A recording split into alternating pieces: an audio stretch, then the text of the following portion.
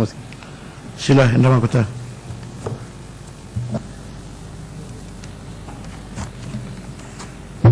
Terima kasih Tan Sri Pengerusi.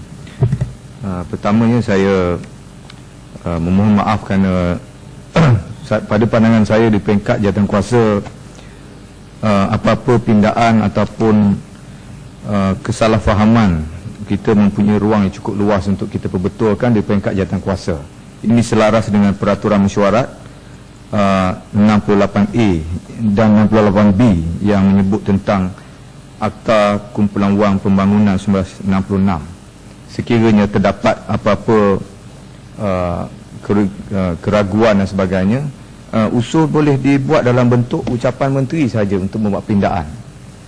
Saya bertanya mengukakan persoalan itu sebab saya rasa soalan ini patut juga saya tanyakan. Pada P25 itu perbelanjaan pembangunan yang dimaksudkan kepada perbelanjaan pembangunan P25 di bawah 01400 implementasi dasar perdagangan adil.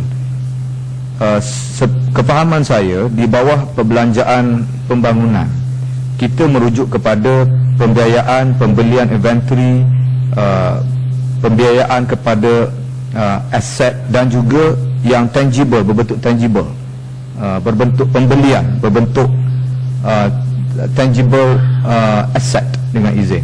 Tetapi implementasi dasar perdagangan adil dia macam di peringkat ataupun di bawah perbekalan. Saya nak tanya apakah perkara ini telah disengajakan ataupun sebab nampak gaya macam implementasi dasar. Dia satu pelaksanaan peraturan saja, bukan pembelian aset ataupun pelaburan dalam bentuk tangible asset ataupun tangible yang boleh dilihat atau dicatat. Selain keseluruhan perbelanjaan bawah perbelanjaan jenis pembangunan, semuanya berasaskan pada pembelian, pelaburan, kenaan-kenaan yang berbentuk aset. Tetapi ada diletakkan implementasi dasar perdagangan adil. Walaupun menteri berhak untuk memberi penjelasan apa dimaksudkan dengan implementasi dasar perdagangan adil. Mungkin ada perkara yang kita tidak dijelaskan, tapi tak ada nota pun, nota keterangan pun tak ada di sini. Dan ini bukannya satu dasar baru yang kita perkenalkan. Saya tidak mempersoalkan keputusan yang dibuat oleh kementerian, tetapi di bawah 68B memang menyatakan dengan terang tujuan dibelanjakan itu mesti diberi kefahaman dan dibentangkan dalam Dewan, terutama di peringkat jawatankuasa. Sebagai contoh, di bawah one off 090500 emolumen pegawai pemantau harga, tahun lepas, tahun 2011, maksudnya peruntukan yang kita bentangkan tahun 2010 untuk belanjawan 2011. Menteri memang menyatakan kita ada melantik 2,000 orang pegawai sementara untuk pasukan pemantau harga barang. Tetapi dalam anggaran 2011 kosong, tidak ada langsung perbelanjaan yang diperuntukkan tahun lepas. Saya pun tidak pasti sama ada pegawai pemantau harga barang ni merupakan pasukan yang sama atau pasukan lain. Sebab catatan saya di sini dalam laporan saya bawa laporan 2011, kebetulan saya pun bawa. Menteri menjawab bahawa pasukan itu adalah pasukan yang sama yang akan diserapkan. Ini bermakna perbelanjaan tahun lepas itu adalah perbelanjaan yang sama. Tetapi kenapa tidak dicatatkan langsung di bawah anggaran 2011? Kosong, tidak ada. Maknanya pada pandangan saya, itu Menteri berhak memberi penjelasan. Pada pandangan saya, aturan yang diletak bawah peraturan mesyuarat 68B ni saya rasa sangat bersesuaian untuk kita sekiranya nak lakukan keterangan atau pembetulan, sangat relevan di sini. Walaupun jumlahnya ada sikit perbezaan. Di sini dikatakan peruntukan baru 31,220 dan RM600. Ada sedikit perbezaan. Tetapi pasokan ini jelas saya catatkan memang dijawab oleh menteri adalah pasokan yang sama pemantau harga barang seramai 2,000 orang. Memang ada dicatat di sini. Jadi kemuskilan yang saya nak timbulkan, kenapa perbelanjaan ini langsung dibuang daripada laporan yang baru kita bentangkan ni? Adakah ini dasar baru tetapi kita tidak ada nampak macam satu pasukan baru yang dicadangkan? Dan sekali lagi saya berharap kalau kita lihat di bawah 70,000 itu program khusus yang kata program yang kita lanjutkan pada tahun-tahun akan datang. Kita ada emolumen kaki tangan kontrak yang memang kita lantik dia secara kontrak, bukan diserap dalam perkhidmatan dalam kementerian ini. Tetapi pemantau harga barang, nampak gayanya pasukan ini seolah-olah seperti pegawai kontrak juga yang kita beri peruntukan 31 juta ini. Okey, tak apalah. Lepas ni menteri boleh memberi penjelasan. Saya minat untuk tahu perkara ni sebab saya ikut rapat perkembangan dia. Selain pada itu, kita nak tahu hasil daripada kita lantik mereka ni 2,000 orang ni pasukan pemantau.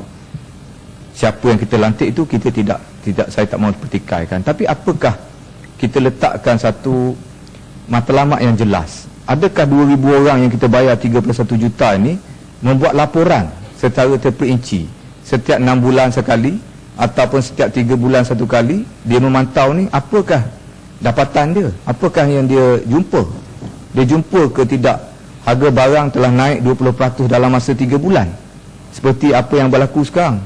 Adakah kita melantik pegawai pemantau harga barang ni setakat nak wujudkan jawatan untuk kita beri emolumen?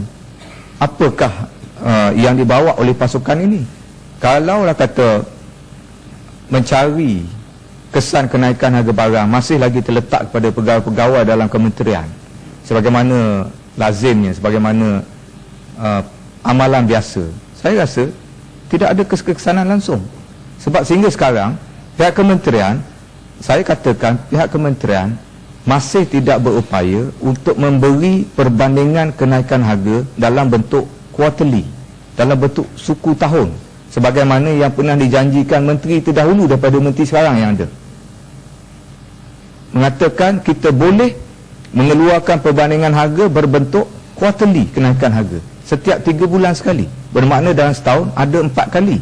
Dan saya, Tan Sri Pengerusi, saya percaya, saya yakin sebenarnya emolumen yang kita keluarkan untuk pasukan pemantau harga barang ni 31 juta ni, saya yakin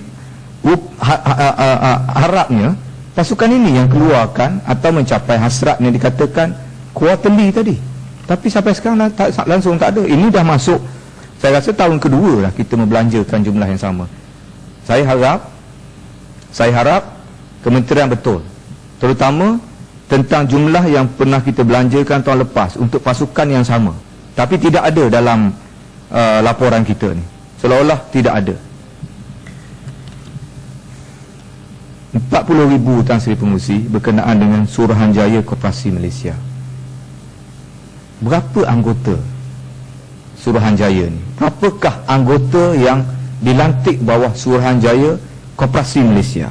Sebab peruntukannya 2 tahun saja 140 juta. Berapa orangkah anggota Suruhanjaya ni? Sebab ini bukan untuk koperasi, ini Suruhanjaya, maknanya jawatan kuasa yang dianggotai dalam Suruhanjaya. Berapakah kaki tangan dia? Saya nak tahu. Yang kita keluarkan perbelanjaan ini, yang pada saya 140 juta ringgit tidak justify dengan apa yang dihasilkan aktiviti koperasi itu sendiri, yang ada 2,000 lebih, 2,400 koperasi yang dikatakan aktif dalam negara kita. Hasil dikeluar pun tak sampai dengan yang digunakan oleh pasukan atau jawatankuasa Suruhanjaya itu sendiri. Kita baru buat pindaan undang-undang yang memasukkan kuasa untuk melantik beberapa ahli dalam Suruhanjaya. Baru berapa bulan baru kita buat pindaan, bawa Akta Suruhanjaya Koperasi Malaysia. Ada pindaan. Sebab tu, seingatan saya, jumlah ahli jawatankuasa yang duduk dalam Suruhanjaya ini tidak ramai. Tapi kenapa begitu besar sampai 2 tahun 140 juta lebih kita putuskan kepada Suruhanjaya? Saya harap dapat penjelasan, dan sekiranya diberi peluang, saya nak tanya lagi apabila Menteri menjawab selaras dengan Peraturan Mesyuarat 68B. Terima kasih. Menteri Islah.